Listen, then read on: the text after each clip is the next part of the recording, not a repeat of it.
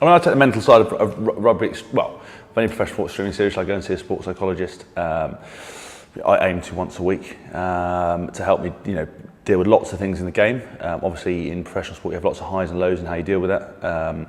You've got a personality like mine. You're a bit like Marmite.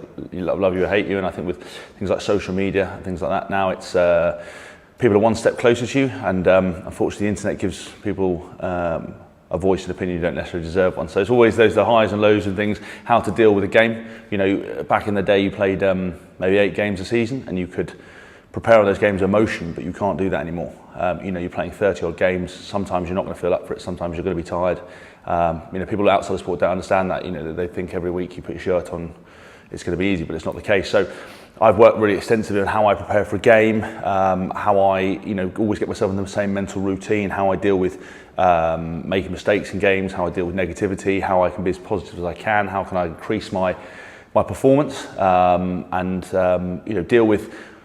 One thing that's important to remember as well about sport is that being a good coach doesn't mean you're necessarily a good manager and have a good ability to deal with people's mental sides, because you don't get trained in that. They don't train coaches to do that. So what they take for granted can sometimes be crushing to an individual or can dent your confidence. And some people just don't really understand how to communicate with players. So I've had a lot of different coaches, a lot of different experiences, and I found it invaluable. Yeah, there's a lady I go and see called Dr. Jill Owen. She's awesome. I've worked with her for a long time, and she's kept me in one piece and kept me sane to some degree.